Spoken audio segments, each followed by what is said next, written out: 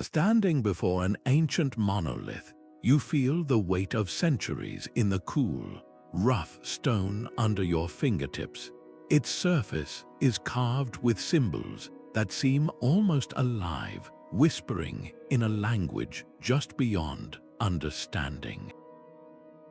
We've all wondered at these mysterious structures, from the towering stones of Stonehenge to the silent giants of Easter Island.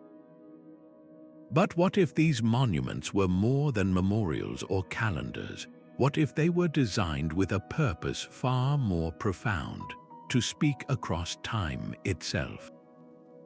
In this video, we're exploring a breathtaking idea that ancient echo chambers and monoliths were not accidental marvels, but carefully engineered communication devices. Imagine civilizations thousands of years ago possessing knowledge so advanced they could shape stone and space to capture sound, preserve wisdom, and send messages into the future. These weren't just rituals or art, they were conversations meant to cross generations, using the universal language of sound to bridge the gap between past, present, and future. We'll journey through hidden tunnels, sacred chambers, and open-air temples to uncover how they did it and why it matters now more than ever. You see, in our modern world, we're surrounded by noise, endless digital chatter, social media echo chambers, and fleeting notifications. Yet, for all our connectivity, something feels missing. We've lost the depth, the resonance, the sense of shared experience that these ancient technologies mastered. By understanding how they used sound to unite communities, preserve knowledge, and create moments of awe, we might just rediscover ways to connect more meaningfully today. So come with us as we decode the secrets of the whispering stones, and listen closely. You might hear a message meant just for you.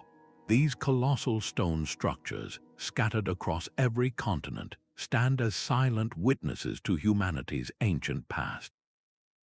Their sheer scale and precision baffle modern engineers. How did cultures without advanced machinery quarry, transport, and erect such massive stones? From the towering obelisks of Egypt to the intricate stone circles of Scotland, these monuments reveal a global fascination with stone that transcends time and geography. Many were precisely aligned with solstices, equinoxes, or celestial bodies, demonstrating a sophisticated grasp of astronomy that allowed communities to mark seasons, predict events, and anchor their rituals in the cosmic cycle. This celestial connection hints at a purpose far beyond mere monumentality. It suggests a deep, intentional design meant to harmonize human experience with the rhythms of the universe. Yet there's another layer to these mysteries, one that often goes unnoticed until you stand within these spaces yourself. In places like the rollright stones in England or the ancient temples of Peru, visitors have long reported strange auditory phenomena. A whisper uttered at one end of a stone circle can be heard clearly dozens of feet away, as if the stones themselves are carrying the sound. At certain angles, footsteps echo with an unnatural resonance, and specific spots amplify sound while others seem to absorb it entirely. These aren't random quirks of geology. They appear consistently across widely separated sites, suggesting a shared understanding of acoustics among ancient builders. The materials chosen, the spacing between stones, and the shapes carved into surfaces all contribute to these sonic effects, pointing to a deliberate engineering of soundscapes. Consider the famous moai of Easter Island. These giant heads aren't just solitary sentinels gazing inland. Recent archaeological work has revealed that many actually have full bodies buried beneath the soil, and some were crafted with unique red stone headdresses that may have served acoustic purposes. When struck, certain types of stone found in these monuments produce distinct tones or harmonics, leading researchers to wonder if they functioned as giant lithophone stone instruments that could create musical notes or carry voices across distances. Similarly, the Karnak stones in France, with their thousands of menhirs arranged in parallel rows, create wave-like patterns that some believe could channel sound in specific directions, almost like a primitive amplification system. What emerges from this evidence is a compelling possibility that these monoliths were designed not just to be seen, but to be heard. They might have served as ancient theaters, ritual spaces where sound enhanced storytelling, or as communication devices that used natural acoustics to carry messages further than the human voice normally could. In an era before writing was widespread, sound and memory were the primary vehicles for knowledge preservation. Structures that could make voices carry, create immersive auditory experiences, or even alter consciousness through resonant frequencies would have been incredibly valuable for preserving cultural wisdom. The stones themselves become participants in this process, not passive markers, but active elements in a sophisticated system of cross-generational communication. But what exactly do we mean by an ancient echo chamber? It's more than just a room with good acoustics. It's a space meticulously engineered to control and manipulate sound in specific, often profound ways. Picture a subterranean temple carved from solid rock, where a single word spoken softly at its center seems to hang in the air, wrapping around listeners with an almost physical presence. Or imagine a stone circle where, if you stand in just the right spot, the whisper of a companion 50 feet away arrives at your ear with startling clarity, as if they were standing right beside you. These spaces weren't happy accidents of construction. They represent a sophisticated understanding of sound physics that we're only now beginning to fully appreciate. The Hypogeum of Hal Saflieni in Malta offers a stunning example. This labyrinthine underground complex, dating back over 5,000 years, contains a chamber now called the Oracle Room. Here, a deep male voice can produce a resonance that vibrates through the entire space, a low rumble that seems to come from the stones themselves. This isn't a subtle effect, it's a powerful auditory experience that would have been awe-inspiring to ancient visitors. Similarly, in the ancient Greek theater of Epidaurus, a coin dropped on the stage can be heard clearly in the very back row of seating, nearly 200 feet away. The precision of the curved stone seating acts as a natural amplifier, demonstrating an architectural mastery that modern acoustic engineers still study with admiration. What's truly remarkable is the consistency of this acoustic knowledge across different cultures and continents. In the Mayan pyramids of Central America, the steep staircases create echo patterns that mimic the call of the Quetzal bird, a sacred animal in their cosmology. In the underground chambers of Ireland's Newgrange Passage tomb, specific frequencies resonate in ways that create standing waves, making sound appear to come from multiple directions at once. And in the oracle chambers of ancient Egypt, priests might have used the natural amplification of stone niches to make their pronouncements seem divinely powerful. This widespread application of acoustic principles suggests a shared human discovery rather than isolated incidents of architectural luck. The construction of these spaces required more than just intuition. It demanded a practical understanding of mathematics, geometry, and material science. Builders had to calculate angles of reflection, understand how different stone densities affected sound absorption, and create shapes that would focus or disperse sound waves predictably. The fact that they achieved this without modern measuring instruments or computational models speaks to generations of careful observation and experimentation. They learned which rocks rang true when struck, how curved surfaces could gather and project sound, and how the placement of openings could create specific auditory effects. This knowledge was then encoded into architectural traditions, passed down through centuries of practice. These echo chambers served multiple purposes in ancient societies.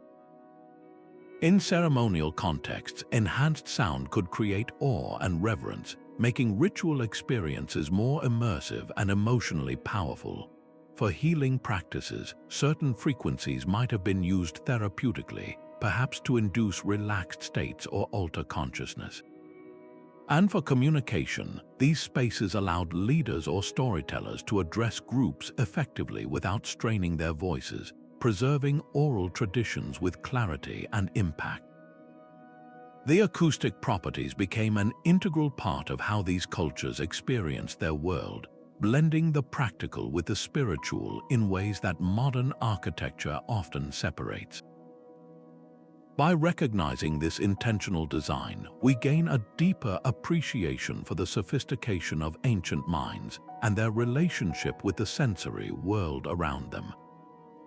This emerging discipline of acoustic archaeology is turning our understanding of ancient sites upside down by listening to what they have to say. It moves beyond traditional archaeology's focus on visual artifacts and instead uses sophisticated recording equipment and sound analysis software to map the auditory properties of ancient spaces. Researchers in this field approach a stone circle or a subterranean temple not just as something to be seen, but as an instrument to be played, carefully documenting how sound behaves within it. They measure reverberation times, identify resonant frequencies, and map out acoustic hotspots where even the softest whisper can be heard with perfect clarity. This scientific approach transforms anecdotal reports of strange echoes into hard data, revealing a hidden layer of intentional design that has been silent for centuries. One of the pioneering figures in this field, Stephen J.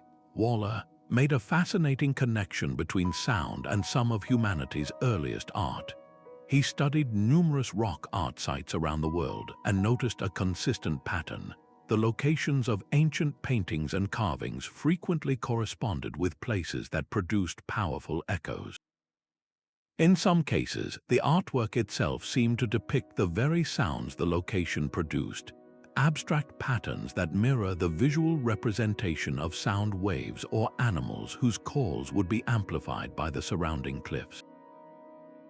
Waller's work suggests that our ancestors were not just choosing these sites for their scenic views, but for their sonic properties. The echo may have been perceived as a spirit or deity responding from within the rock, making these places spiritually charged locations where the boundary between the human and spirit worlds was thin and communication was possible. Perhaps one of the most compelling case studies is the 2,500-year-old temple complex of Chavín de Huántar, nestled high in the Peruvian Andes.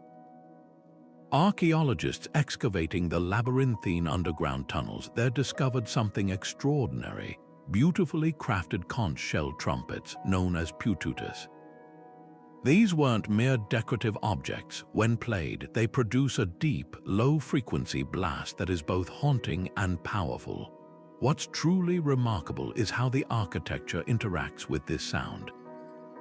The narrow, stone-lined corridors and unique L-shaped galleries are perfectly designed to carry these low frequencies throughout the complex without distortion.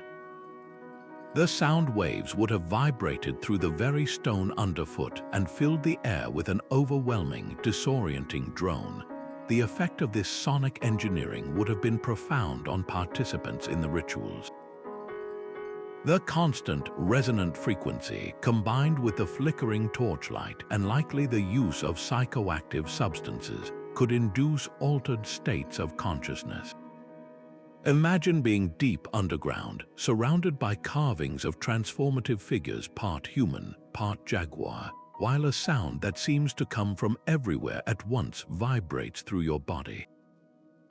This was likely a carefully orchestrated experience designed to facilitate a spiritual journey, making abstract beliefs tangible and unforgettable.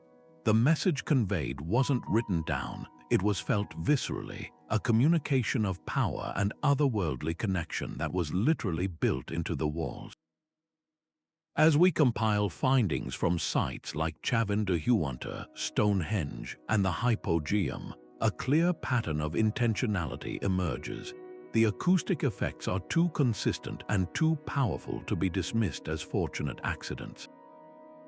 They point to a sophisticated, empirical understanding of sound physics that was developed through generations of observation and experimentation. Ancient builders learned how the shape of a wall could focus sound, how the density of a stone could affect its resonance, and how to create spaces that could manipulate human perception. This challenges the outdated notion of prehistoric peoples as primitive.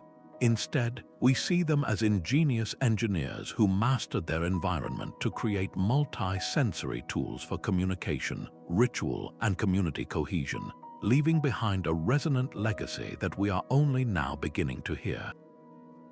But the stones themselves often hold more than just the power of sound. They are also canvases of intricate symbolism. Carved into their surfaces are spirals, zigzags, and geometric patterns that have long puzzled archaeologists.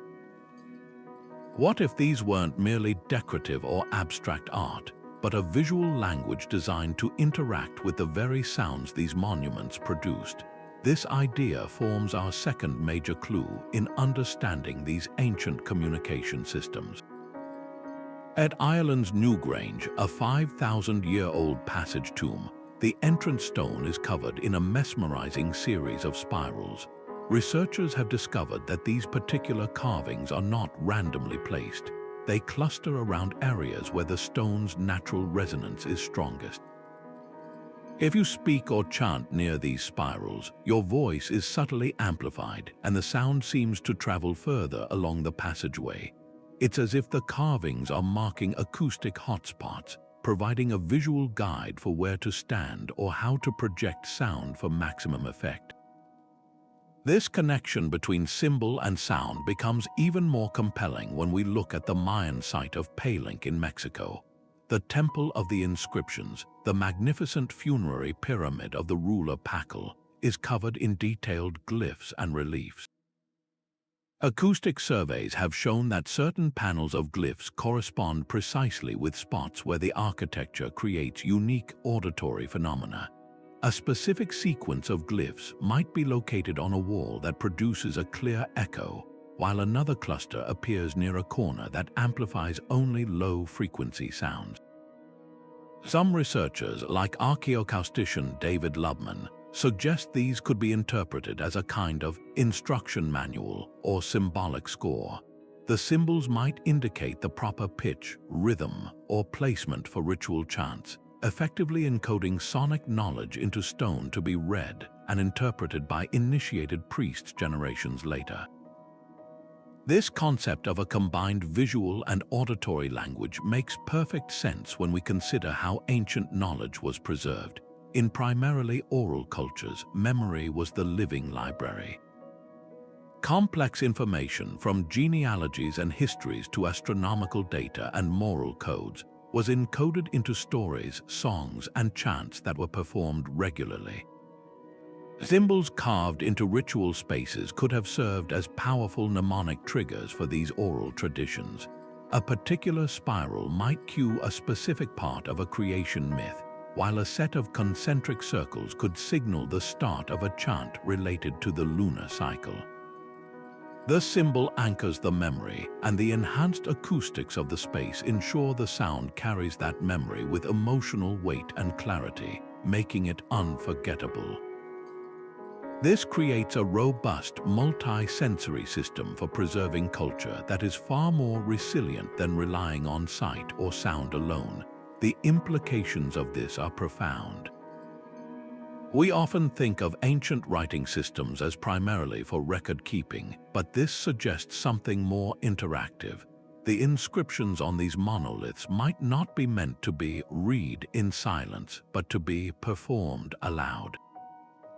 The act of vocalizing near these symbols in the right location and potentially at the right time of year could complete the message, The sound brings the symbol to life, and the symbol gives context to the sound. This transforms these monuments from silent records into dynamic interfaces for communication. The message isn't fully contained in either the image or the sound alone. It emerges from their interplay, a conversation between the visual and the auditory that can resonate across centuries, waiting for someone to step into the right spot and speak the words that make the stone speak back. The connection between the heavens and sound takes this mystery to an entirely new level of sophistication. We've long marveled at how ancient structures like Stonehenge or the pyramids track the sun and stars with breathtaking precision. But what if that celestial choreography was designed to work in harmony with sound? These weren't just silent calendars marking the passage of time. They were grand, multi-sensory instruments timed to create powerful experiences during specific astronomical moments. The winter solstice sunrise at Newgrange doesn't just illuminate a chamber. It coincides with a change in the tomb's acoustics, where the angle of light seems to make the resonant frequencies within the space shift and intensify. It's as if the sun itself is tuning the instrument, creating a unique sonic event that only happens once a year, linking a celestial phenomenon directly to an auditory one. This synergy becomes even more apparent at a place like Chichen Itza during the spring equinox. As the sun sets, the play of light and shadow creates the illusion of a serpent slithering down the steps of El Castillo Pyramid. But if you stand in the right place at that precise moment, the acoustics change too. The famous chirping echo, produced by clapping at the base of the pyramid, sounds different, clearer, and more pronounced during this astronomical alignment. This suggests the architecture was engineered so that the celestial event and the acoustic event are two parts of a single, unified experience. The visual spectacle of the descending serpent is accompanied by a heightened auditory phenomenon, creating a moment of awe that engages multiple senses simultaneously, making the ritual and its message far more potent and unforgettable. Consider the Great Pyramid of Giza, a structure whose mysteries we are still unraveling. Its main chambers, such as the King's Chamber, are built from specific types of granite that have unique resonant properties. Researchers have found that these chambers resonate at a fundamental frequency, a low hum that is within the range of human hearing. Intriguingly, during the equinoxes, when the sun's angle is perfectly aligned with the pyramid's shafts, this resonance is most easily excited. The changing temperature and air pressure inside the precise geometry of the chamber during these brief windows could potentially amplify this natural frequency. The effect would be subtle, perhaps a palpable vibration or a faint, omnipresent tone felt more than heard, a literal humming of the stones in tune with the cosmos. This holistic design philosophy reveals a worldview where communication was not merely about conveying information, but about creating transformative experiences. By synchronizing sound with the most significant celestial events of the year, ancient engineers were tapping into a deep human psychology. These were moments of collective gathering, of shared anticipation and wonder. A story told during the solstice, when the stones themselves seemed to sing in agreement with the heavens, would carry a weight and authority far beyond the same story told on an ordinary day. The message became intertwined with a profound natural event, anchoring it not just in memory, but in the very cycle of the universe itself. It was a way of saying that this knowledge was not merely man-made, but was part of the fundamental order of the world, a truth echoed by the sun, the stones, and the very air between them. Before the written word, history lived in the breath of storytellers. In societies that relied entirely on oral tradition, the accurate preservation of knowledge was a matter of cultural survival. Genealogies, laws, epic poems, and spiritual beliefs, the entire identity of a people were entrusted to memory and voice. This placed an incredible burden on both the speaker and the listener. How could a community ensure that a story told today would be retold with the same crucial details a generation later? This is where the genius of acoustic architecture reveals itself. Echo chambers and resonant monoliths were not merely ceremonial stages. They were sophisticated memory aid technologies. The enhanced acoustics transformed a straightforward recitation into a multi-sensory, emotional event. A tale of ancestors told in a space where every whisper carries and every chant resonates through your bones becomes an experience far more vivid and impossible to forget. The story is no longer just heard, it is felt, internalized, and etched into memory with the power of the place itself. Think of it as the difference between reading a quiet description of a thunderstorm and actually standing outside as the sky cracks open around you. The latter experience is immersive and leaves a lasting impression.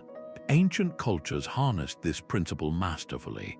An elder recounting a creation myth within a stone circle that amplified their voice and created subtle echoes could make the story feel alive, as if the spirits or ancestors within the stones were adding their voices to the narrative. This wasn't about deception, it was about enhancing verisimilitude and emotional impact. The resonance added a layer of awe and authority, ensuring that the listeners were not just passive recipients but active participants in a shared, powerful moment. This made the crucial information within the stories: which plants are medicinal, where to find water in a drought, how to resolve conflicts, stick in the collective memory with far greater reliability. This technology also served as a quality control mechanism for oral histories.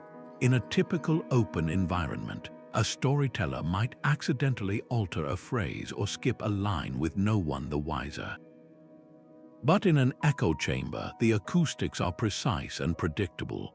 The reverberation patterns and specific delays become part of the performance itself.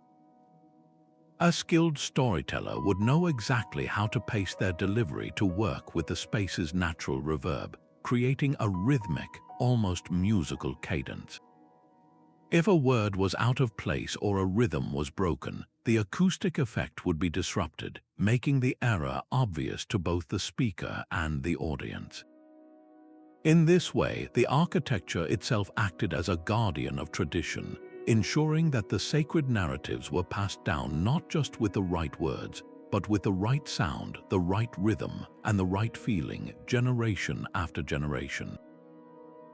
Furthermore, these spaces created a profound psychological link to the past, fostering a continuous dialogue with ancestors. When you stand in a chamber where your voice is joined and amplified by the echoes of countless voices that have spoken there before, the boundary between past and present becomes blurred. For ancient participants, it would have felt as if they were literally speaking with the past, adding their own chapter to an unbroken chain of communication. The landscape itself became a living library. A particular canyon that echoed might be known as the place where the law was proclaimed. A specific monolith that rang when struck might mark where treaties were sworn. The knowledge wasn't stored on a fragile scroll or tablet. It was embedded in the very geography, activated by the human voice. This created an incredibly resilient system for cultural continuity, one that could withstand the ravages of time, conflict, or disaster because the medium for preservation was the immutable stone and the enduring human spirit. Deep beneath the modern island of Malta lies a labyrinth that seems to defy its own age, the Hypogeum of Saflieni, a sprawling underground temple complex carved entirely by hand over 5,000 years ago. This isn't just a burial site or a simple shelter. It's a precision-engineered environment that reveals an almost supernatural understanding of sound. Descending into its 3 levels feels like stepping into another world, a world where the very air seems to hum with intention. The builders of this space didn't just move earth and rock, they sculpted sound itself, creating chambers with acoustic properties so advanced they still baffle scientists today. The most famous of these is the so-called oracle room, a small, circular chamber where a deep male voice can produce a powerful, pervasive resonance. The sound doesn't just echo, it transforms into a low-frequency rumble that seems to come from every direction at once, vibrating through the stone floors and into the bones of anyone standing inside. It's an experience that feels less like an acoustic accident and more like a designed phenomenon. What makes the Hypogeum so extraordinary is the specific frequency these chambers amplify. Modern acoustic testing has shown that the oracle room resonates most powerfully at a frequency of around 110 Hz. This is not a random number. Neuroscientific research has revealed that exposure to sound waves at this specific frequency can have a measurable effect on human brain activity. It appears to suppress activity in the language centers of the brain's left hemisphere, simultaneously promoting a shift towards right brain dominance, which is associated with creativity, intuition, and a dreamlike state of consciousness. In essence, the very architecture of this room could gently guide the human mind into a trance-like state without any chemical inducement. The ancient Maltese, who left no written records, may have discovered this through centuries of empirical observation, learning that certain sounds in certain spaces could open a doorway to altered perception. This sonic technology suggests the Hypogeum was far more than a tomb. It was likely a premier ritual center, a prehistoric sound studio designed for profound spiritual and communal experiences. A shaman or priest speaking into the oracle room wouldn't just be giving a speech, they would be orchestrating a multi-sensory event. Their voice, distorted and amplified by the stone, would become the voice of something greater, an ancestor, a spirit, or a god. For the participants gathered in the adjoining chambers, the experience would have been overwhelming and awe-inspiring. The vibration underfoot, the omnipresent sound filling the dark, confined space, and the shifting of their own consciousness would merge into a powerful, unforgettable ritual. This was not about broadcasting a simple message. It was about transmitting a complete experience, a feeling of connection to the divine that was felt on a visceral level. The purpose of such an experience was likely multifaceted. On one level, it would have solidified social and spiritual bonds. A shared, powerful event like this creates a strong sense of group identity and reinforces the authority of the ritual leaders. On another level, it may have been used for healing or divination. In an altered state, individuals might be more open to suggestion, better able to access subconscious thoughts, or more susceptible to visionary experiences. The acoustic properties ensured that this experience was consistent and repeatable.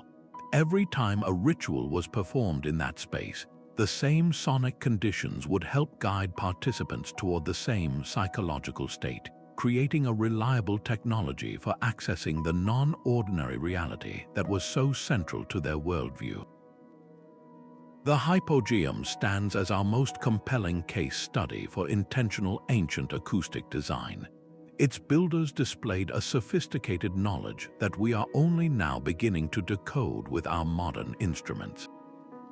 They understood how to shape stone to manipulate not just sound waves, but the human mind itself. This wasn't magic, though it would have felt like it. It was applied science, a mastery of physics and psychology that allowed them to craft environments capable of preserving and transmitting profound experiences. The whispers that once filled these chambers were meant to do more than communicate facts. They were designed to convey feeling, belief, and a sense of connection, a message not just for the ears, but for the very soul, ensuring its resonance would be felt across dozens of centuries. Moving from the enclosed, otherworldly resonance of the Hypogeum to the open-air grandeur of Stonehenge reveals another facet of ancient acoustic genius. This iconic stone circle, standing on the Salisbury Plain for over 4,500 years, has long been interpreted as an astronomical calendar or a sacred burial ground. But cutting-edge research is now uncovering its role as a sophisticated sonic environment, designed to manage sound in ways that would have been transformative for the communities that gathered there. Modern acoustic analysis, including studies that used laser scans to create a precise virtual model of the complete circle, demonstrates that the arrangement of the massive sarsen stones creates a unique auditory zone. The curved, hard surfaces act as a series of reflective panels, bouncing sound waves inward and focusing them toward the center of the circle.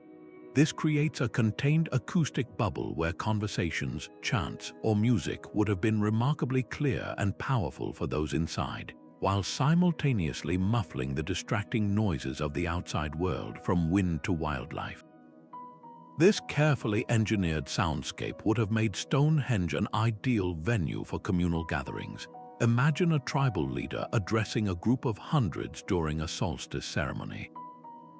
Without the stone circle, their voice would be lost on the open plain, carried away by the breeze. But within the circle, the architecture works as a natural amplifier and sound mixer. The spoken word would be supported and enriched by the reflections from the stones, allowing a single speaker to be heard by everyone present without shouting.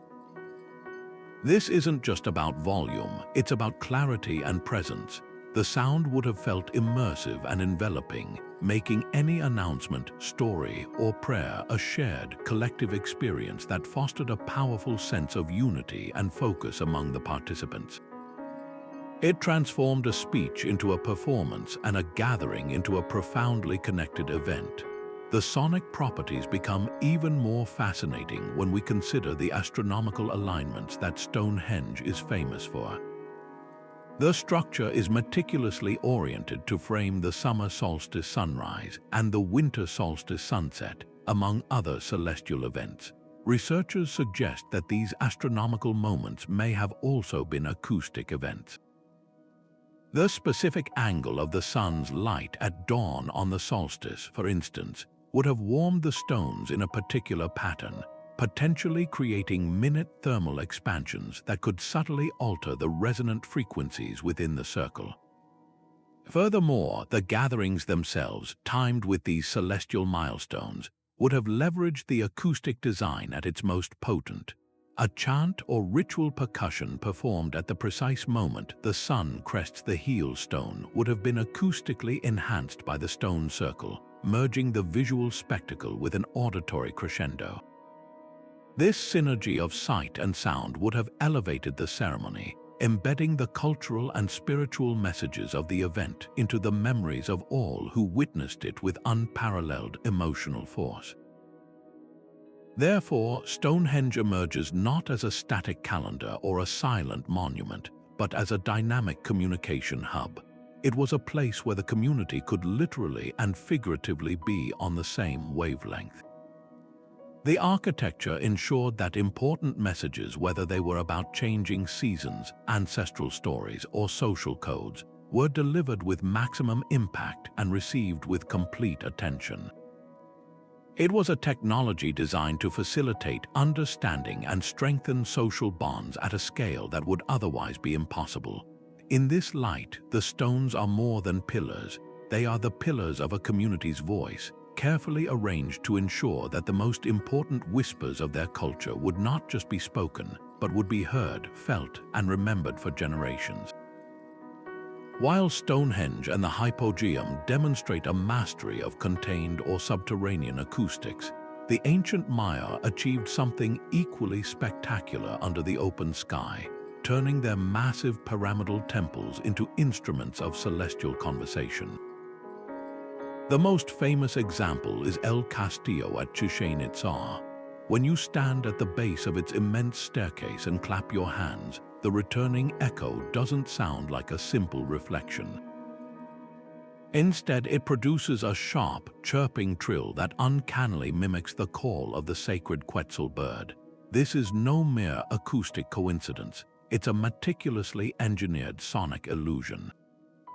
The step geometry of the pyramid sides acts like a series of sound-diffracting gratings. Each step reflects the sound wave back at a slightly different time interval, and the cumulative effect transforms a sharp handclap into a cascading avian chirp that seems to flutter down from the heavens above. For the Maya, the Quetzal was a divine messenger, a creature that could travel between the earthly realm and the upper world of the gods.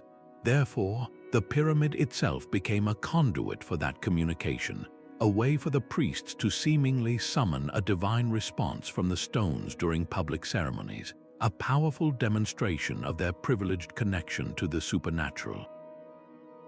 Venturing into the deeper, more enclosed spaces of Mayan architecture reveals even more sophisticated auditory design. The Temple of the Inscriptions at Palenque, which houses the tomb of the great ruler Pakal, features long, narrow corridors and interior stairways that function as what we now call whispering galleries. A whisper uttered at one end of these stone passageways can be heard with perfect clarity at the other, even around corners, while all other noise is eerily silenced. This precise amplification of specific vocal frequencies would have been perfect for ritualistic practices. Imagine a priest hidden from view, channeling the voice of a god or an ancestor. Their low, chanting pronouncements would seem to emanate from the very walls of the temple, an omnipresent and disembodied voice of authority delivering prophecies or decrees to those gathered in an antechamber. This sonic technology transformed spiritual communication from a mere statement into an immersive, awe-inspiring experience, blurring the line between the mortal and the divine entirely. This intentional manipulation of sound was a cornerstone of Mayan political and spiritual power.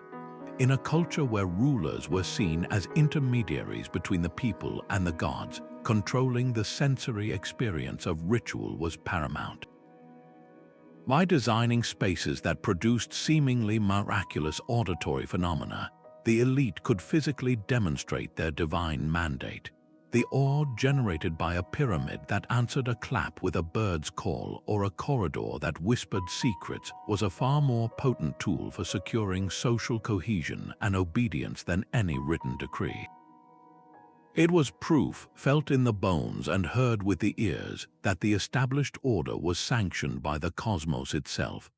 The architecture itself became an active participant in maintaining the social hierarchy, a permanent and unchanging validator of the priestly class's authority. Beyond political theater, this blend of acoustics and architecture served to deeply embed the Maya's cultural narratives into their physical world.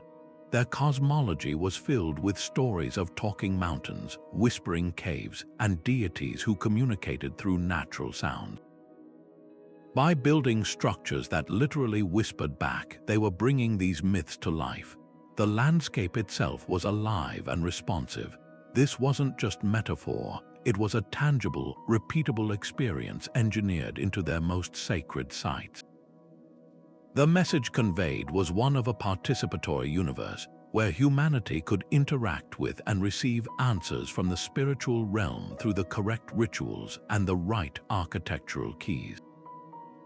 This turns each pyramid from a silent monument into a dynamic interface, a device designed not just for observation but for active, sacred dialogue, ensuring that the core beliefs of their civilization resonated not just in stories, but in the very air their people breathed.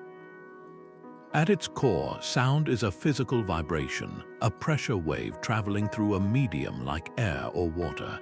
It seems fleeting, vanishing the moment it's created. But when these waves encounter a solid, permanent structure, something fascinating happens. The energy doesn't just disappear, it interacts. In an ordinary room, sound waves bounce off walls in a chaotic jumble, creating a muddle of reflections we experience as general reverberation. But in a carefully engineered echo chamber, this process is meticulously controlled. The shape, angle, and material of the walls are designed to reflect sound waves in a specific, coherent pattern. When these reflected waves meet, they can either cancel each other out or, more importantly for ancient engineers, reinforce one another. This reinforcement creates what are known as standing waves areas within the space where certain frequencies become powerfully amplified and sustained, hanging in the air far longer than the original sound itself. The choice of building material was absolutely critical to this process, and ancient cultures displayed a profound, empirical understanding of acoustic geology. They learned through experimentation that not all stone sings the same song. Granite, with its dense, crystalline structure, reflects high frequencies with brilliant clarity, creating sharp, crisp echoes perfect for carrying the nuances of a human voice. Limestone, being more porous, tends to absorb some of the higher pitches while allowing lower, more resonant frequencies to dominate, producing that deep, rumbling bass heard in places like Malta's Hypogeum. Sandstone can offer a balance between the two. Beyond just the type of rock, the surface texture played a role. A perfectly smooth, polished wall creates a strong, direct reflection, while a more irregular, rough-hewn surface will diffuse the sound, scattering it in multiple directions to create a more enveloping, omnipresent effect. The ancient builders were essentially master stone mixologists, selecting and shaping their materials to curate a specific auditory experience. This leads us to the incredible concept of architecture as a storage device. While we can't literally recover a conversation from 3,000 years ago, the architecture itself preserves the potential for that conversation. The resonant frequencies of a chamber are its immutable signature. A room that amplifies 110 Hz will always amplify 110 Hz. This means the design encapsulates a specific set of instructions. It tells us, if you want to activate this space, use a sound within this range. A deep chant, a drum struck at a certain pitch, or a conch shell trumpet will trigger the designed effect. The message isn't the sound itself, but the blueprint for how to create a powerful, reproducible experience. The monolith or chamber stands silent for centuries, but it remains pre-programmed, waiting for someone to provide the input, the right key to turn the lock. When that happens, the space comes alive exactly as its builders intended, communicating the feeling, the awe, and the psychological impact across an immense gulf of time. Modern science gives us the tools to reverse engineer this ancient technology. Archaeoacousticians use tools like impulse response recording, where they measure the way a space responds to a short, sharp sound like a balloon pop or a clap. This provides a digital fingerprint of the room's acoustics. They also use 3D laser scanning to create incredibly accurate virtual models, allowing them to test sonic properties without even being on site. They can simulate different sounds, remove walls that have collapsed, or even digitally reconstruct a site to its original form and hear what it would have sounded like millennia ago. This process is like finally being able to read the user manual for these ancient machines. We can now identify the precise frequencies that were important to the builders, map the acoustic hotspots where a speaker should stand, and understand how the arrangement of stones guides sound on a specific path. This scientific perspective transforms these silent ruins from static monuments into dynamic artifacts, allowing us to appreciate the breathtaking ingenuity required to make something as ephemeral as a whisper into a durable medium for cross-generational communication. Long before the age of science, humanity turned to story to explain the wonders of the world, and few wonders were as pervasive or as puzzling as the stones that seemed to speak. Across the globe, from the icy fjords of Scandinavia to the sun-baked mesas of the American Southwest, cultures independently wove tales of sentient, sonic stone. The Norse spoke of rune stones, not merely carved with symbols but imbued with a spirit that could speak prophecy or curse enemies if activated by the right hand and the right words. This wasn't just fantasy, it was a framework for understanding how a static object could interact with a person, suggesting that communication was a two-way street requiring both a message encoded in the stone and a recipient skilled enough to decode it. In the vast, echoing canyons of the American Southwest, numerous Native American tribes have traditions that describe these natural sandstone cathedrals as libraries of sound. Legends tell that the voices of ancestors are not gone but are captured within the rock, replaying fragments of conversations, songs, and warnings on the wind that funnels through the narrow passages. For these cultures, the canyon wasn't a passive geological feature. It was an active participant in preserving community memory. A storyteller recounting a historical event might do so at the mouth of a specific canyon, allowing the echoing walls to lend a chorus of ancestral voices to the narrative, making the past feel vividly present and reinforcing the truth of the tale being told. This perception of stone as a living, responsive entity is powerfully evident in Irish folklore. Across the Irish countryside, many of the ancient standing stones and dolmens are given names and are featured in stories that warn or instruct. Certain stones are said to whisper secrets, the location of hidden treasure, the outcome of a coming battle, or a piece of forgotten wisdom, but only to those who approach with the proper respect and purity of heart.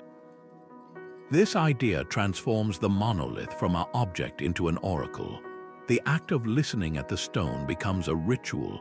The subtle, natural sounds of the wind passing over its weathered surface or an insect moving in the grass behind it are interpreted as a coded message, a form of communication that requires not just hearing but deep, intuitive listening. This concept finds a parallel in the rich spiritual traditions of India, where the architecture of many ancient temples is designed to produce astonishing acoustic effects. In the Vitala temple in Hampi, pillars carved from solid stone produce precise musical notes when struck gently. Within the grand chambers of other temples, a whisper at one end of a hall can be heard perfectly at the other. The indigenous explanation for this is not one of engineering, but of divinity. The echo is not understood as a Chinese letter of one's own voice, but as the voice of a god or goddess directly responding to a prayer or chant. This reframes the entire experience of worship. The devotee doesn't feel like they are shouting into a void, but are engaged in a tangible, audible dialogue with the divine, with the temple itself acting as the medium for this miraculous conversation. What unites these diverse cultural narratives is a shared worldview that saw no firm boundary between the physical and the spiritual, the animate and the inanimate. A talking stone wasn't a suspension of natural law. It was evidence of a more interconnected natural law than we perceive today. Sound, in particular, was viewed as a magical force, an invisible vibration that could travel through solid matter, carrying meaning and emotion. It made sense that the eternal, immovable stones of the landscape would be the perfect vessels for storing these vibrations, these messages from the past or from the spirit world. These myths were the ancient equivalent of a user manual, explaining both the phenomenon and its proper use. They instructed people on how to interact with these powerful places, approach with respect, listen with intention, and understand that you are not just producing sound, but participating in a conversation that began long before you and will continue long after. This mastery of geometry was matched by an equally sophisticated understanding of material science. The ancient builders were, in essence, master stone mixologists, possessing an empirical knowledge of acoustic geology that allowed them to curate specific auditory experiences. They learned through generations of trial and error that not all stone resonates the same way. Granite, with its dense, crystalline structure, reflects high frequencies with brilliant clarity, perfect for carrying the nuanced inflections of a human voice or the sharp ring of a metal chime. In contrast, limestone, being more porous, naturally absorbs some of those higher pitches, allowing lower, more resonant frequencies to dominate and produce that deep, rumbling bass heard in places like Malta's Hypogeum. The builders didn't just use whatever rock was nearby. They often sourced specific materials from quarries miles away, transporting immense blocks because they knew that particular stone would sing the right song for their intended purpose. Beyond the type of rock, the surface texture was meticulously considered. A perfectly smooth, polished wall creates a strong, direct reflection, like a mirror for sound, projecting a clear echo back to a specific point. A more irregular, rough-hewn surface, however, will diffuse the sound, scattering the waves in multiple directions to create a more enveloping, omnipresent effect that seems to come from everywhere at once. This choice wasn't arbitrary, it was intentional design. In a ceremonial space meant for an oracle's pronouncements, a smooth wall might be used to make a single voice appear to emanate from a specific cult statue. In a chamber designed for immersive group chanting, a diffusive surface would help blend all the voices together into a unified, powerful drone that vibrated through the participants' bodies. The placement of these structures within the natural landscape reveals another layer of this advanced design philosophy. Orientation was everything. Builders consistently aligned their chambers and monoliths to harness natural features that could enhance the acoustic effects. A chamber built against a cliff face could use the massive rock wall as a giant sounding board to amplify sounds outward across a valley. Positioning an entrance to capture the prevailing wind could create a constant, natural drone as air whistled through specially carved openings. Perhaps most intriguingly, many sites were built near or over underground water sources. Water not only reflects sound almost perfectly, but the presence of a water table beneath a stone floor can dramatically alter the resonant frequency of a space, adding a deeper, more vibrant bass tone to any sound produced within it. The ancient engineers were weaving their creations into the very fabric of the environment, using the natural world as an extension of their architectural instrument. This careful planning points to a profound and hard-won knowledge of physics, acquired through centuries of careful observation and experimentation. This was a science of sound developed through lived experience. They learned by listening, by noticing how a shout sounded different in a narrow cave versus an open field, by realizing that a specific drumbeat made a stone slab vibrate, by observing that a chant sustained at a certain pitch could make the air in a chamber hum.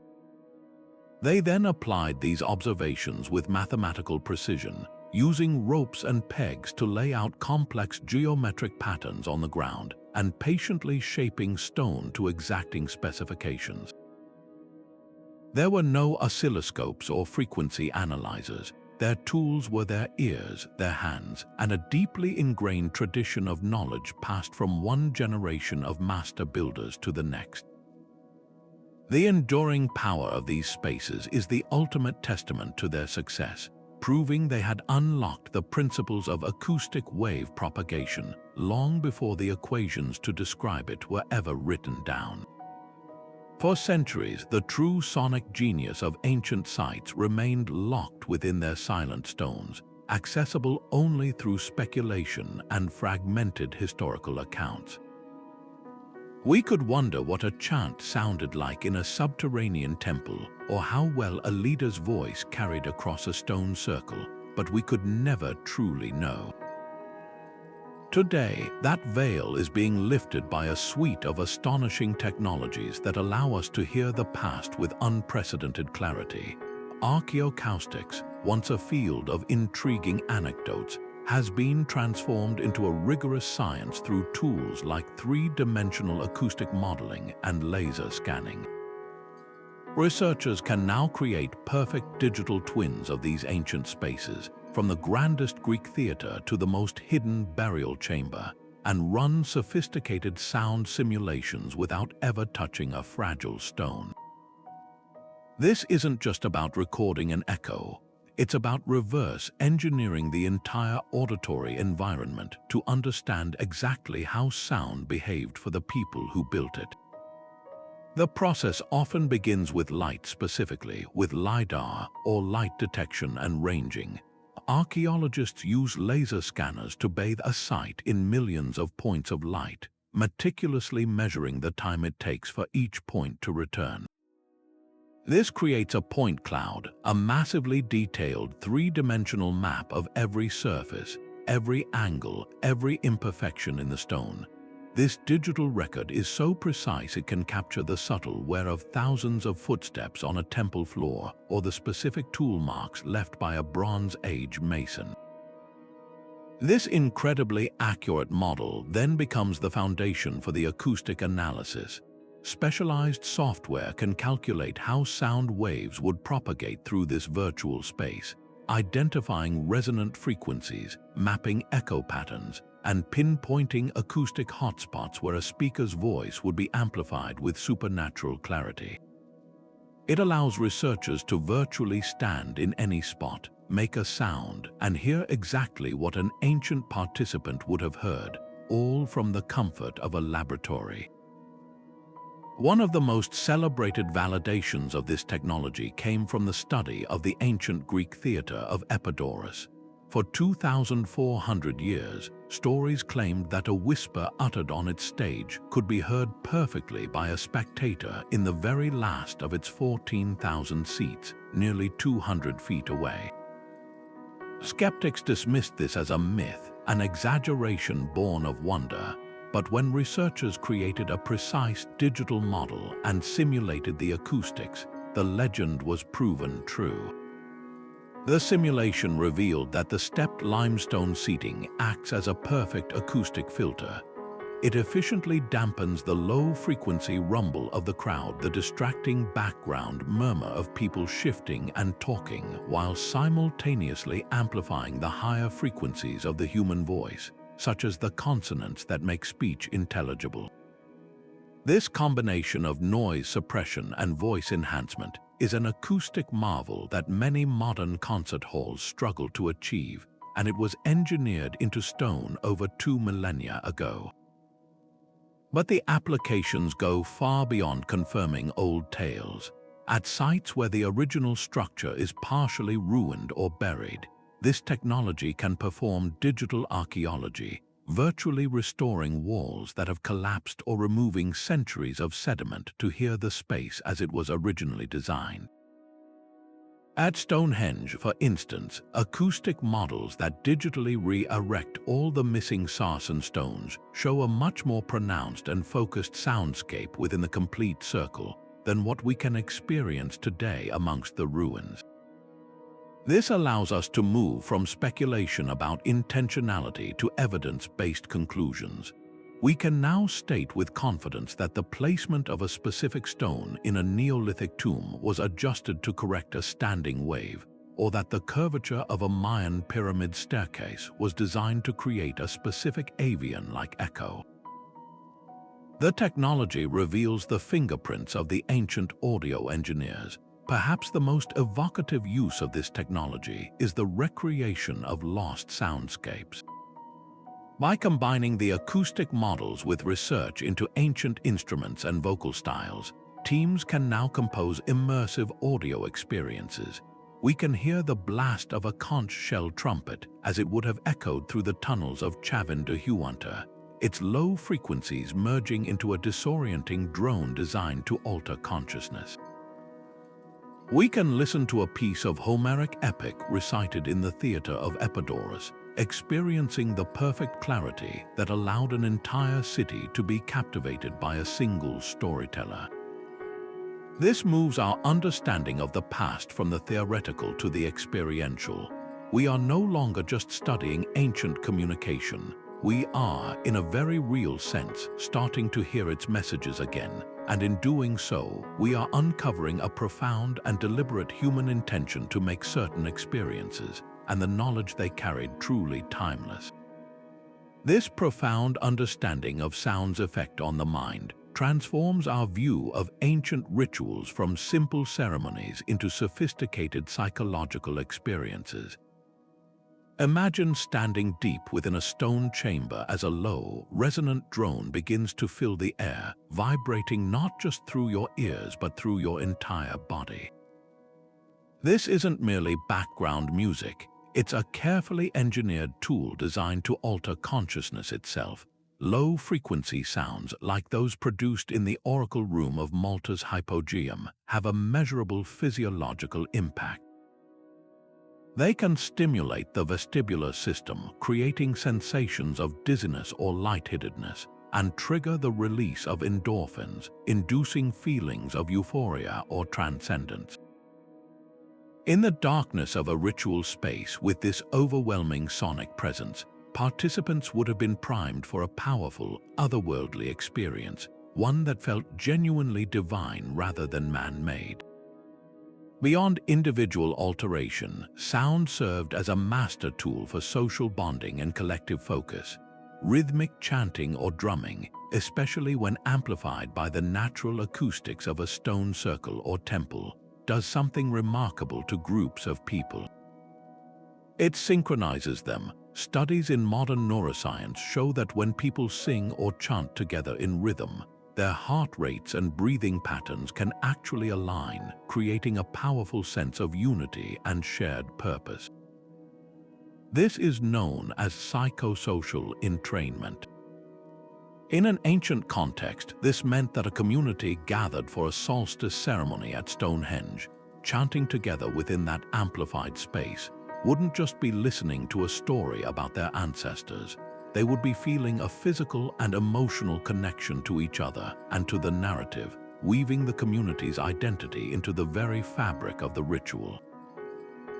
The message of shared history and common values was being reinforced not just intellectually, but biologically. This sonic guidance also allowed ritual leaders to carefully orchestrate the emotional arc of a ceremony. By controlling the sounds within these engineered spaces, they could guide the collective mood of the participants. The sudden, startling blast of a conch shell trumpet in the tunnels of Chavín de Huántar could create a moment of collective fear or shock, snapping everyone to attention. A shift to a steady, rhythmic drumbeat could then build tension and focus, preparing the group for a revelation. Finally, the introduction of a harmonious, sustained chant or the gentle ringing of lithophones could provide a sense of resolution, peace, and communal bonding. This manipulation of auditory cues is not unlike the way a master filmmaker uses a musical score to manipulate an audience's emotions, but in this case, the participants were living inside the movie. The architecture provided the surround sound system, and the ritual leaders were the conductors of a profound psychological symphony. The ultimate goal of this psychoacoustic engineering was to ensure that the core messages of the ritual, the myths, laws, and cultural values, were not just heard but were unforgettable. Memories formed in heightened emotional and physiological states are known to be stronger and more persistent. A lesson about the importance of sharing resources when taught during a powerful or inspiring sonic experience would be seared into memory with far greater force than if it were simply stated in an ordinary setting. The sound itself became a mnemonic device, a key that could unlock the full memory of the experience later. Simply hearing a similar rhythm or tone in everyday life might instantly bring back the feelings and lessons from the ritual, reinforcing the cultural programming over and over again. In this way, these ancient cultures were using advanced understanding of human psychology to create a living, resonant curriculum, ensuring their most vital knowledge would echo not just through their stone chambers, but through the minds of their people for generations to come. This concept of sonic preservation redefines our very idea of a time capsule. We typically imagine a sealed box buried in the ground, containing physical objects or fragile parchments that can decay, burn, or become unreadable as languages fade. Ancient echo chambers offered a radically different solution, a time capsule not of things but of experiences. The knowledge wasn't stored on a perishable medium, it was encoded into the immutable physics of a space. To open it, you didn't need to decipher a dead language or possess a special key. You simply needed to participate, to speak, to chant, to clap. The architecture itself would then perform the decoding, responding with the exact same sonic experience it was designed to produce millennia ago. This made the preserved wisdom incredibly robust and universally accessible, requiring only human curiosity and a voice to unlock. Consider the profound advantage this held over written texts in an era of uncertainty. A library of scrolls can be destroyed by a single invading army or lost to a fire. A complex oral tradition can be fragmented and distorted over generations if the chain of storytellers is broken. But a message carved into the very landscape, into mountainsides and megalithic structures, is virtually indestructible. It is immune to the shifting politics of empires and the fragility of human memory. The echo chamber doesn't care who rules the land above it. Its acoustic properties remain constant, patiently waiting. This was a way to create a backup of a culture's most vital knowledge, its creation stories, its survival techniques, its astronomical observations, in a format that could withstand the collapse of the civilization itself, ensuring its core resonance would survive for any future people who might discover it. This method also preserved knowledge in a dynamic, living form rather than a static one. A written law is fixed on the page, but a law proclaimed in an echo chamber is reenacted. Each time a leader stands in the acoustic hotspot and recites the code, they are not just reading words, they are recreating the immersive, awe-inspiring experience that gives those words their power and authority. The sound vibrating through the participants' bodies reinforces the message on a visceral level, making it feel less like a human decree and more like a fundamental truth echoing from the stones themselves. This transforms preservation from a passive act of storage into an active ritual of renewal, ensuring the knowledge remains relevant and emotionally potent with each new generation that engages with it. This stands in stark contrast to our modern digital paradigm, which is ironically both more fragile and more exclusive. We now store humanity's collective knowledge on servers and hard drives, formats that become obsolete within decades and are vulnerable to everything from solar flares to cyber attacks. Furthermore, accessing this digital library requires specific technology, electricity, and literacy in both language and complex interfaces. The ancient model challenges this. Their servers were mountains and monoliths powered by human breath, with an interface so intuitive a child could operate it. Their system championed universal accessibility and phenomenal longevity, offering a humbling lesson in sustainable information technology that has already functioned for thousands of years without a single update or maintenance check. Ultimately, these spaces served as living libraries, but not in the quiet way we imagine libraries today. They were libraries you had to step into, to feel, and to activate with your own voice. They safeguarded wisdom not by locking it away, but by embedding it into a participatory experience that was inherently memorable and transformative.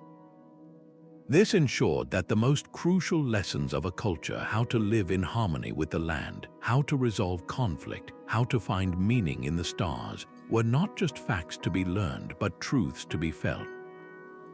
The stones held the score, and humanity provided the instrument, creating a timeless duet between the permanent and the perishable, a conversation designed to never end.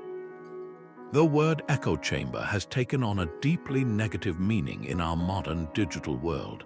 conjuring images of isolated online bubbles where algorithms feed us a never-ending stream of content that merely reinforces our existing beliefs.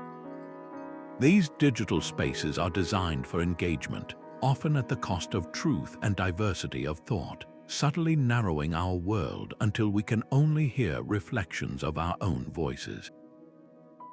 This stands in breathtaking contrast to the ancient echo chambers we've been exploring. Their purpose was not to isolate, but to include, not to narrow perspective, but to broaden it through a powerful, shared sensory experience. The ancient architect and the modern algorithm designer operate with fundamentally different intents. One sought to create collective understanding, while the other often accidentally fosters collective isolation. Consider the physical experience of each. To benefit from an ancient echo chamber, you had to physically journey to a specific, often awe-inspiring location. You had to stand beside your community, feeling the same sun or the same chill, hearing the same sounds vibrate through the stone and through your own body. The experience was inherently communal and multi-sensory, grounding the message in a specific time and place shared by all present. A modern digital echo chamber, however, is entered alone through a screen. It is a fragmented and private experience, even if millions are participating simultaneously. You might be in a crowded room, but you are mentally and emotionally somewhere else, isolated within a personalized feed designed for your eyes only. The ancient design forced a confrontation with the physical other. The modern design often allows us to avoid it entirely. The role of the medium itself is another crucial distinction. Ancient chambers used the universal, visceral language of sound, a medium that is inherently emotional and physically felt. A deep, resonant frequency in the hypogeum vibrates in your chest, creating a somatic, unforgettable experience that bypasses pure intellect and speaks to something deeper. Social media, by contrast, operates primarily through text and curated images, a more abstract and disembodied form of communication that is easily misinterpreted, lacking the emotional nuance of tone of voice, the immediacy of shared presence, and the unifying power of a collective physical experience. One medium builds connection through shared feeling.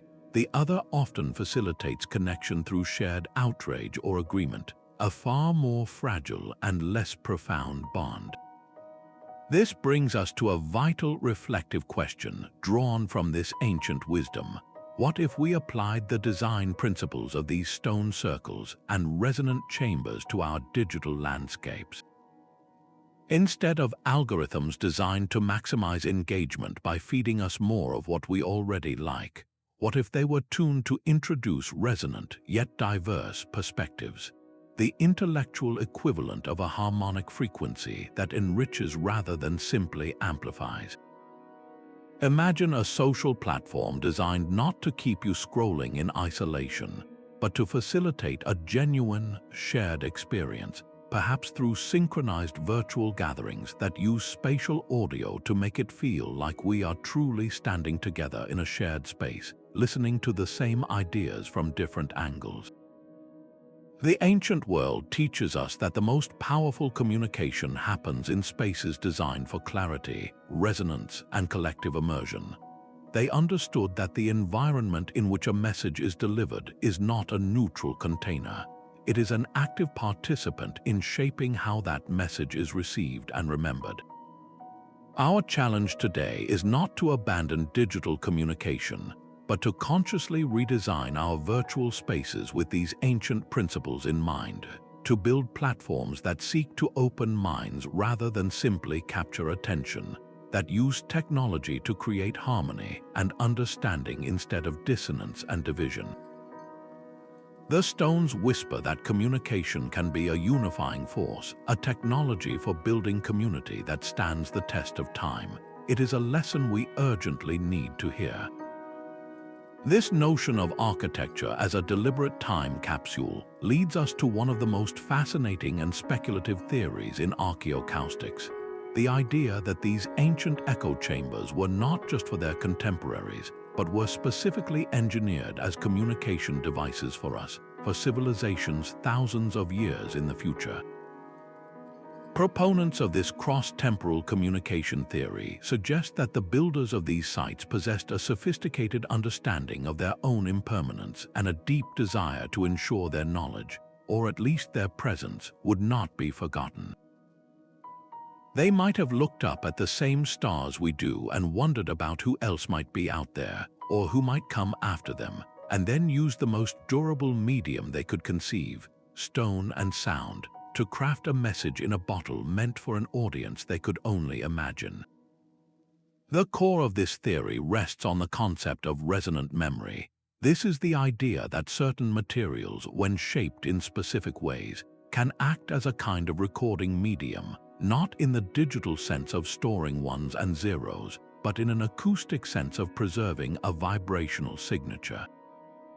The precise geometry of a chamber, the specific density of its stones, and the way they are arranged could be seen as a complex code.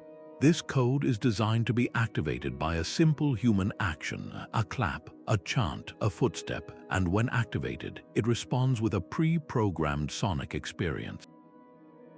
The message isn't a literal sentence saying, "Hello from the past." It's the experience of awe, the demonstration of knowledge, the feeling of connection that is communicated.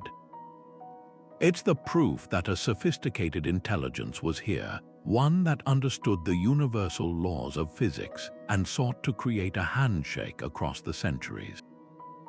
This theory finds a compelling parallel in a much more modern endeavor: the Voyager Golden Records. In 1977, NASA launched two spacecraft, Voyager 1 and Voyager 2, into the depths of our solar system and beyond.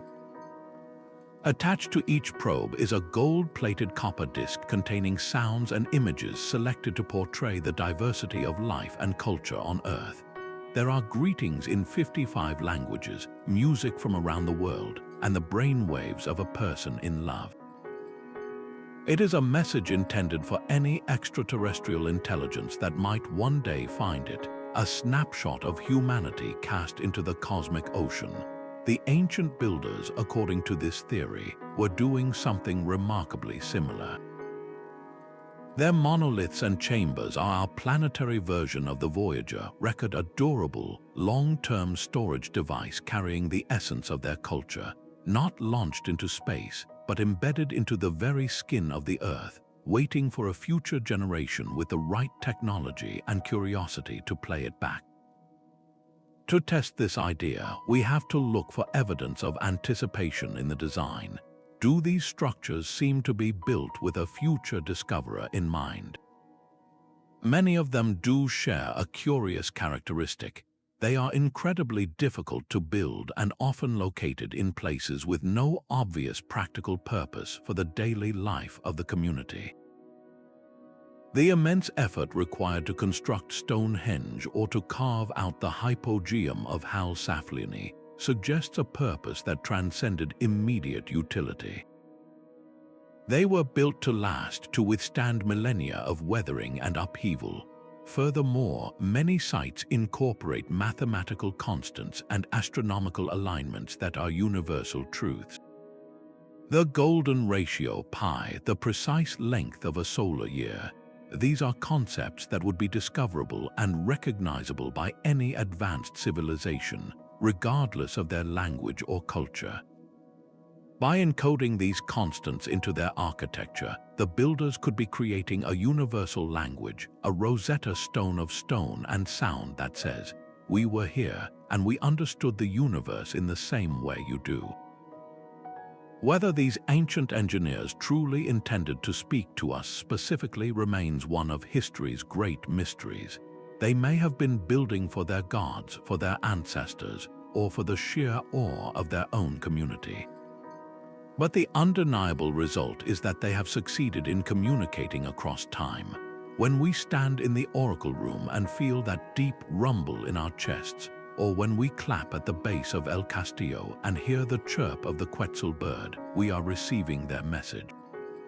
It is a message that bypasses the need for translation, a visceral, emotional transmission of human ingenuity, wonder, and the profound desire to connect with something greater than ourselves, whether that something is across the valley or across the vast expanse of time. Of course, it's crucial to acknowledge that not every echo from the past is a whispered message. A healthy dose of skepticism is vital in this field, as it prevents us from projecting our own wonder onto ancient cultures and helps separate compelling theory from romantic fantasy. Many archaeologists and acousticians offer more grounded explanations for the phenomena we find so captivating.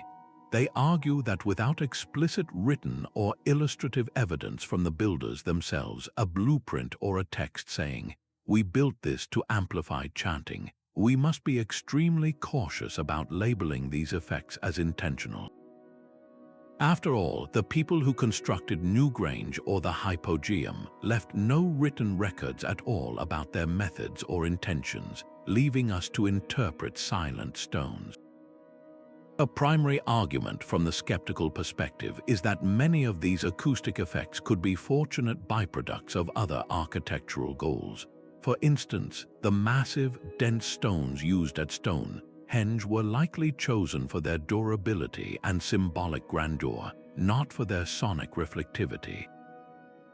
The impressive echo that results from their arrangement might simply be an accidental benefit of creating a large, enclosed space with hard surfaces.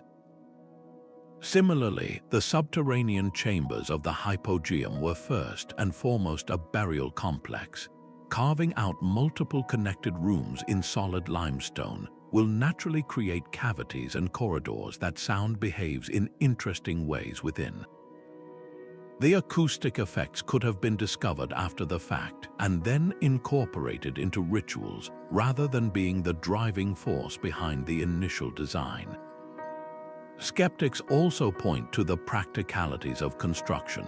The primary challenge for these ancient engineers was stability. The breathtaking achievement was erecting these colossal stones without them falling over. The techniques they used post and lintel construction, careful stacking, and burying stone bases for support were all solutions to structural problems. The specific angles and curves that happened to focus sound waves might have been a necessary outcome of creating a stable, free-standing structure, especially one that has survived for thousands of years. In this view, we are marveling at their engineering prowess, but mistakenly giving them credit for a sophisticated understanding of a science they may not have prioritized. We also have to consider the role of natural formation. Many sites with renowned acoustics, like echoing canyons or caves, are largely natural features that might have been slightly modified by human hands. A culture might have chosen a particular canyon for a ceremony specifically because it had a powerful natural echo, enhancing a ritual without anyone having to engineer it. The site's power comes from the phenomenon, not from its creation. Furthermore, later modifications can muddy the waters.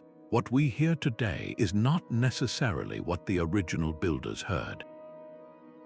Thousands of years of weathering, collapse, reconstruction, and even well-intentioned restoration can dramatically alter the acoustic properties of a site.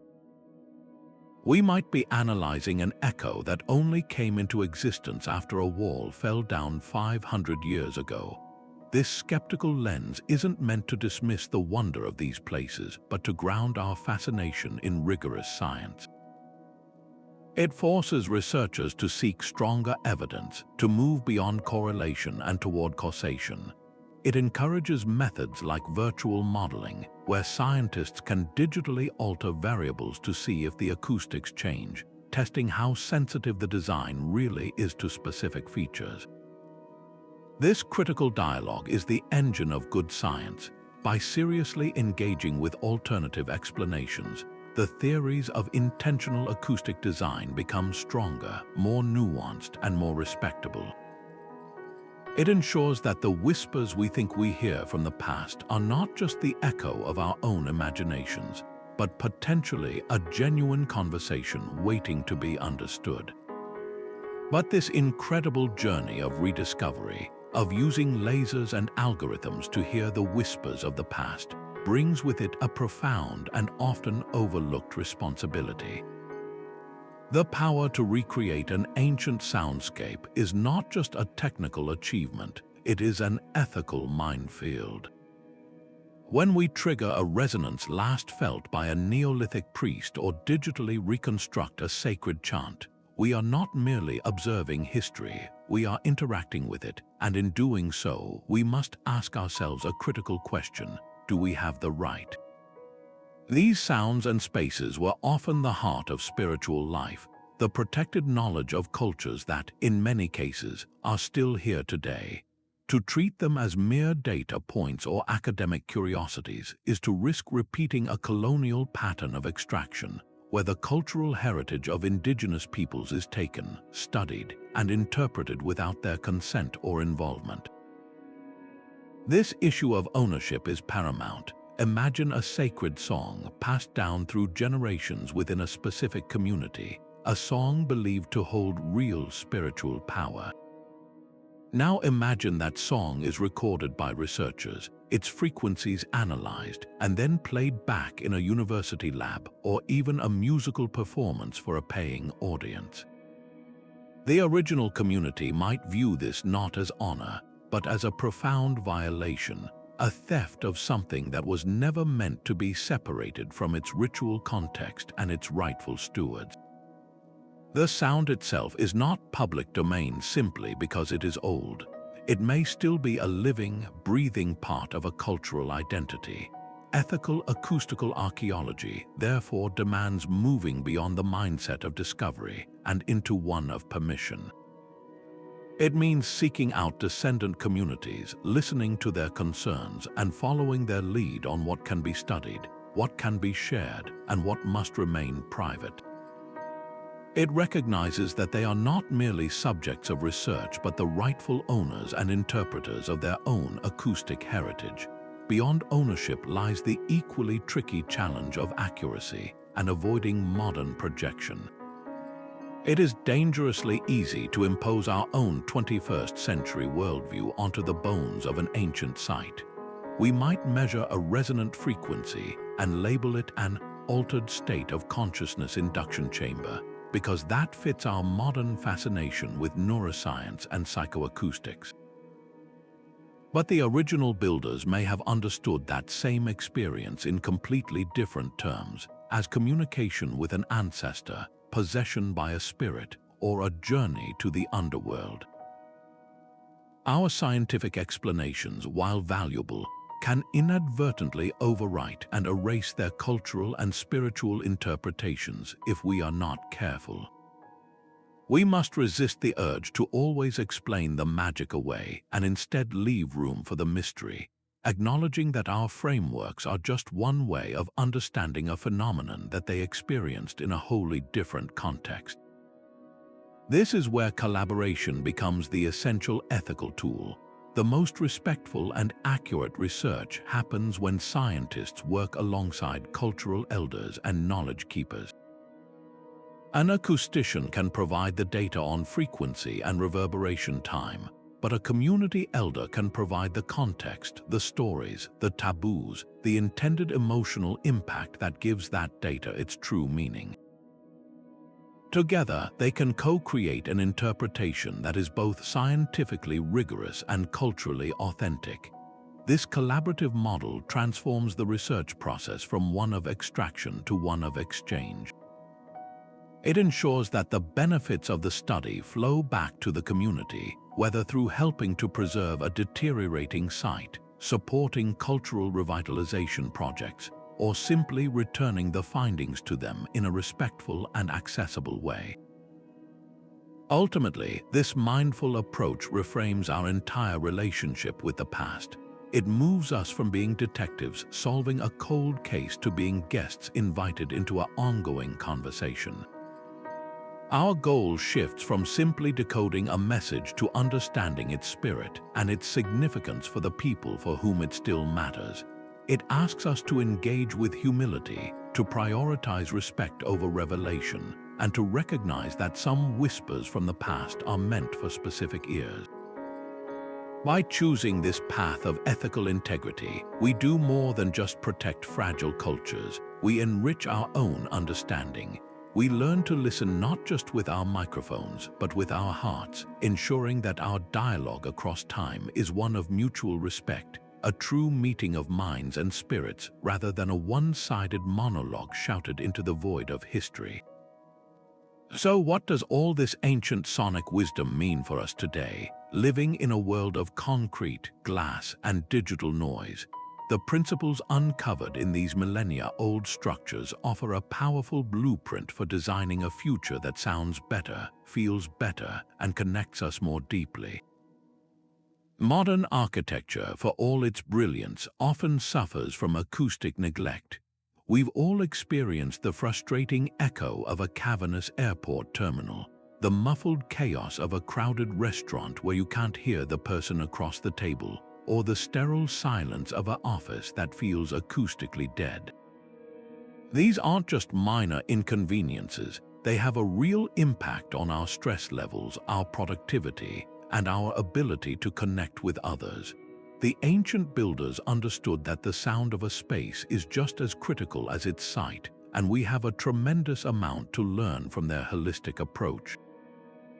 We can start by rethinking the very materials we build with. For decades, the go-to solution for bad acoustics has been to bolt on synthetic panels made of foam or fiberglass after the fact. But the ancient world teaches us to build with sound in mind from the very foundation. This means selecting materials not just for their visual appeal or structural strength, but for their inherent acoustic properties. Imagine a modern concert hall that doesn't just look stunning but uses strategically chosen, locally sourced stone and wood to naturally shape its resonance, much like the Greek theater of Epidaurus. Or consider office buildings that incorporate living walls of plants, which are excellent at absorbing excess sound, and textured, porous surfaces that diffuse noise gently, creating a calm, focused environment without the need for artificial sound masking systems. This is biomimicry meets archaeoacoustics, using nature's own principles and materials to create spaces that are inherently in harmony with human perception. The lessons extend far beyond concert halls and offices into the very heart of our communities.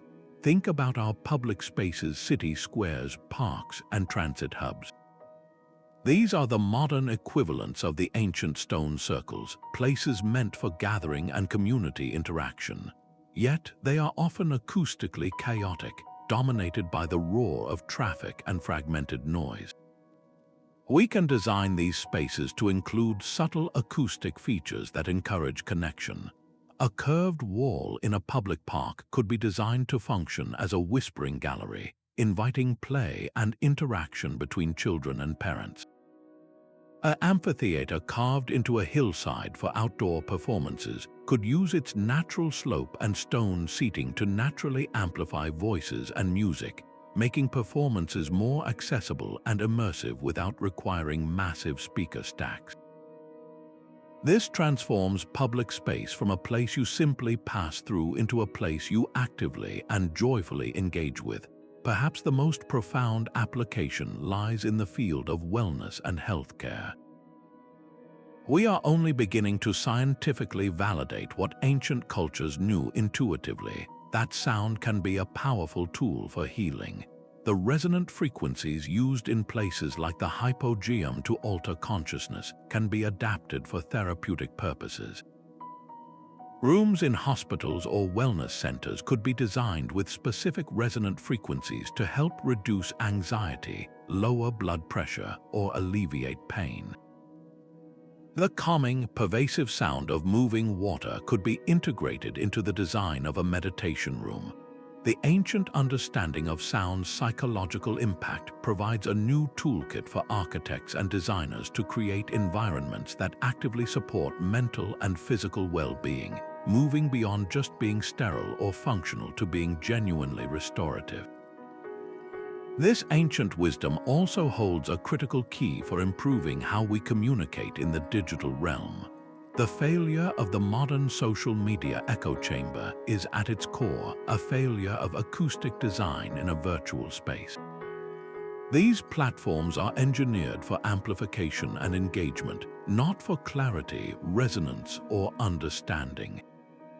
What if we designed virtual gathering places using the principles of Stonehenge?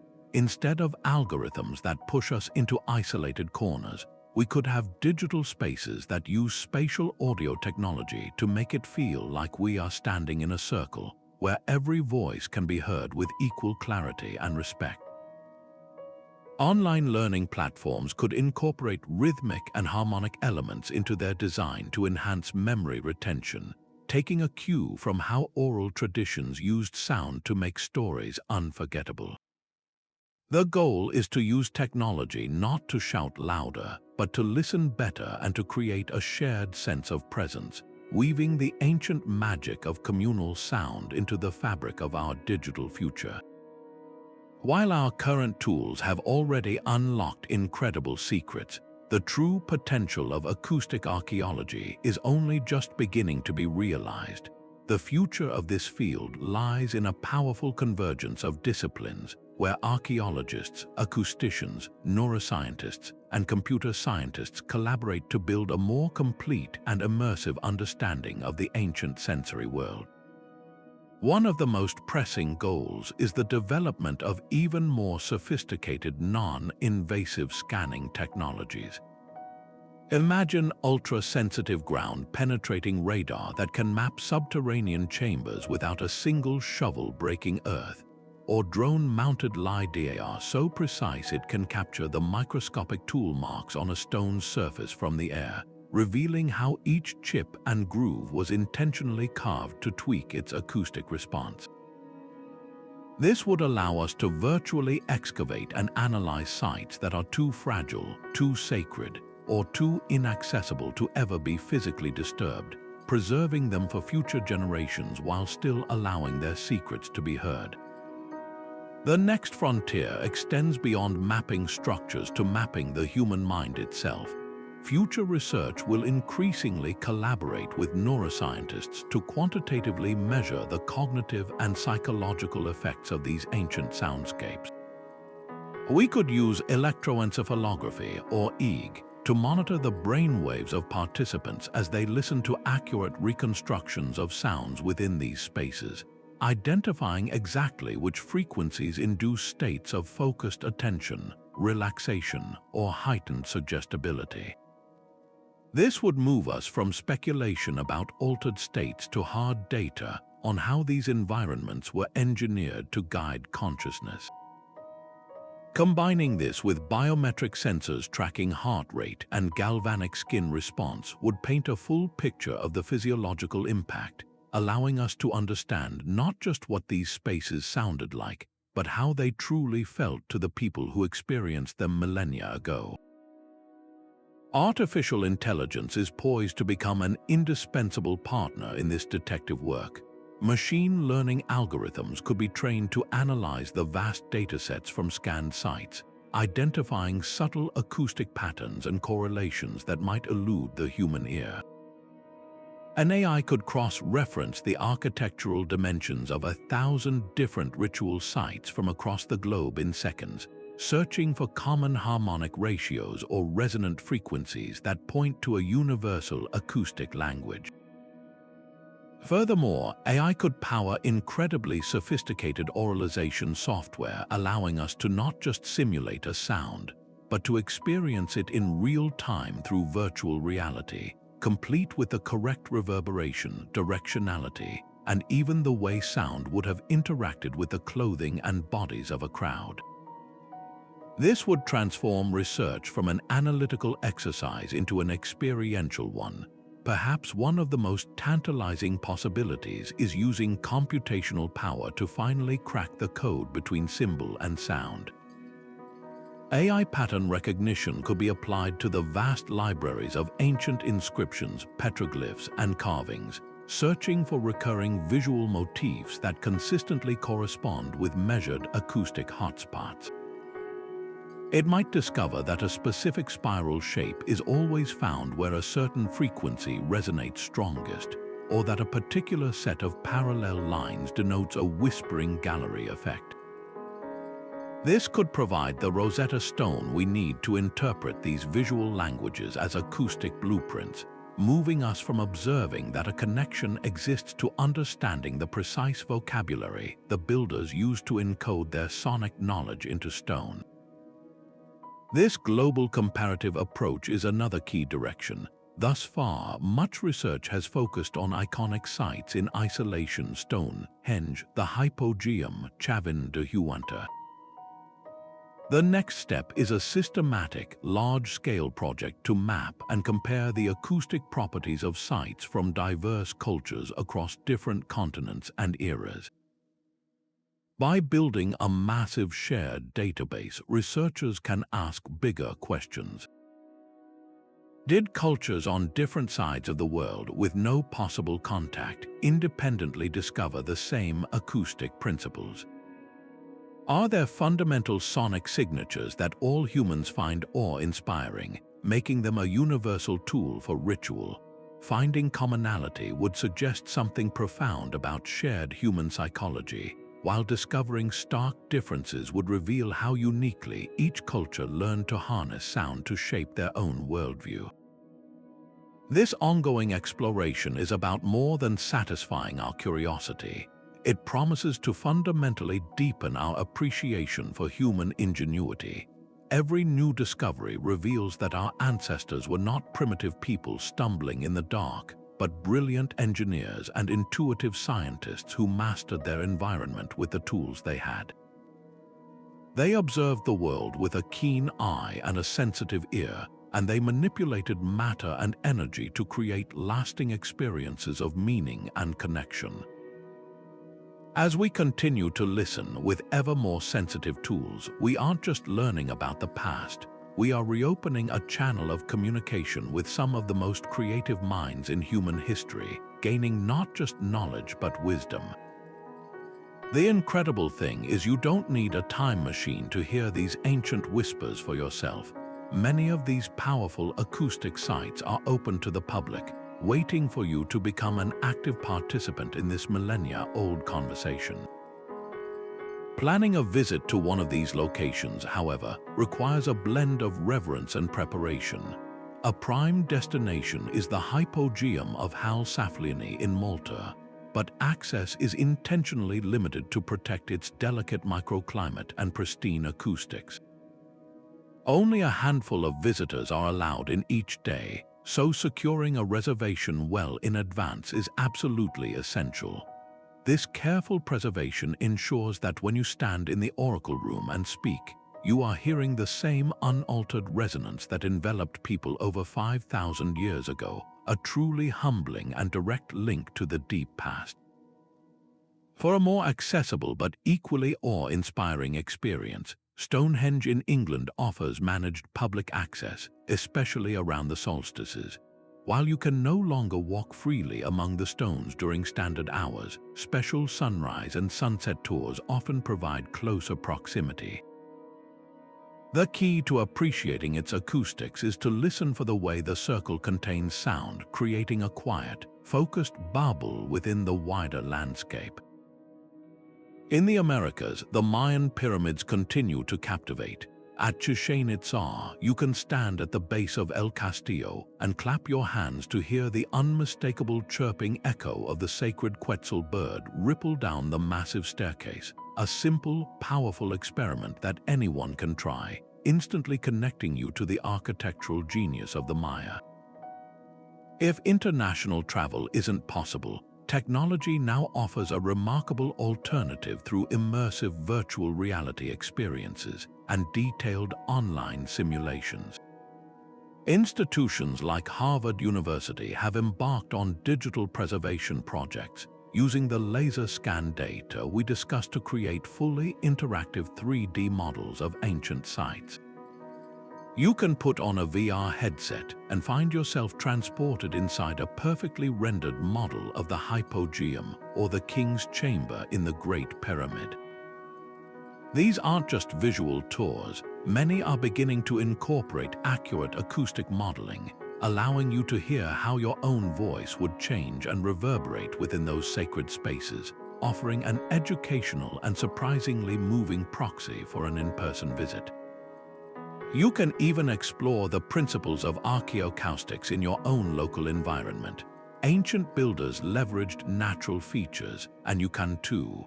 Find a large, empty stone or concrete building like a cathedral or a monumental train station, modern echo chambers in their own right. Stand in different spots and clap once, listening carefully to how the sound decays. You'll notice certain spots where the echo is clearer and longer. Even a simple canyon or a narrow alleyway between brick buildings can act as a whispering gallery. Have a friend stand dozens of feet away and while facing the wall, whisper a message. They might be stunned at how clearly they can hear you as the sound waves travel along the hard surface. These simple acts of listening transform you from a passive learner into an active investigator, making the sophisticated science of sound suddenly tangible and deeply personal. This hands-on approach, whether at a World Heritage Site or in your own city, does more than just illustrate a point. It fosters a profound, personal connection to history that a textbook never could. There's a visceral difference between reading about a Quetzal bird echo and actually producing it with your own hands. That moment of awe, that spark of wonder, is the same feeling that likely motivated the ancient builders themselves. It bridges the gap between past and present, making you a part of the ongoing story of human curiosity and ingenuity. By seeking out these experiences, you become a modern explorer, using your own voice to unlock the secrets held in stone and to listen, truly listen, to the messages whispered across time. The whispers of monoliths and echo chambers remind us that human communication has always been about more than words. It's about experience, emotion, and connection across boundaries. These ancient structures stand as powerful proof that our ancestors understood something we are only now rediscovering. That true connection engages all our senses, anchoring messages not just in our minds but in our very bodies through shared vibration and awe. They challenge our modern obsession with speed and efficiency, suggesting that the most enduring communications are often the slowest, built on resonance rather than immediacy, designed to be felt rather than just heard. This ancient legacy of ingenuity invites us to rethink our own tools, pushing us to move beyond the flat, text-based interactions of our screens and strive for something richer, more immersive, and fundamentally more human. By studying these ancient designs, we uncover a profound legacy that upends our assumptions about technology and progress. We often picture the past as a simpler, quieter time, but the evidence shows it was filled with sophisticated sonic landscapes engineered for impact and memory. This revelation reframes history not as a linear march toward greater complexity, but as a tapestry of different kinds of intelligence, where knowing how to shape a stone to hold a whisper was as advanced as coding a microchip. This perspective is humbling and inspiring in equal measure. It asks us to look at the silent stones around us with new ears, to listen for the hidden potential in our own environment, and to consider what legacies we are building for the future. Will our digital footprints have the same enduring power as a stone circle aligned with the stars? As we move forward, let's carry these lessons into our digital age with intention and hope. The contrast between ancient echo chambers and their modern namesakes is stark. One designed to create collective awe, the other often fostering collective isolation. But we have a choice. We can design our virtual spaces using these ancient principles, building for clarity instead of clutter, for resonance instead of mere amplification, and for shared experience instead of solitary scrolling. Imagine social platforms that function like Stonehenge, where algorithms are tuned to introduce harmonious, diverse perspectives rather than reinforcing our biases. Or virtual meeting places that use spatial audio to make us feel truly present together, our voices clear and connected across any distance. The goal is to use our technology not to replace human connection, but to deepen it, creating digital environments that are inclusive, resonant, and enduring. Thank you for joining this extraordinary journey through time, for listening closely to the echoes of the past with us. We hope it has changed the way you hear the world around you, from the whisper in a canyon to the design of the rooms you live in. If you've ever had your own experience with a mysterious echo or a place that felt acoustically alive, we would love to hear your story in the comments below. Let's continue this conversation, and if you're hungry for more explorations into history's greatest mysteries, make sure to subscribe and hit the bell so you don't miss our next adventure into the unknown. The past still has so much to tell us, we just have to learn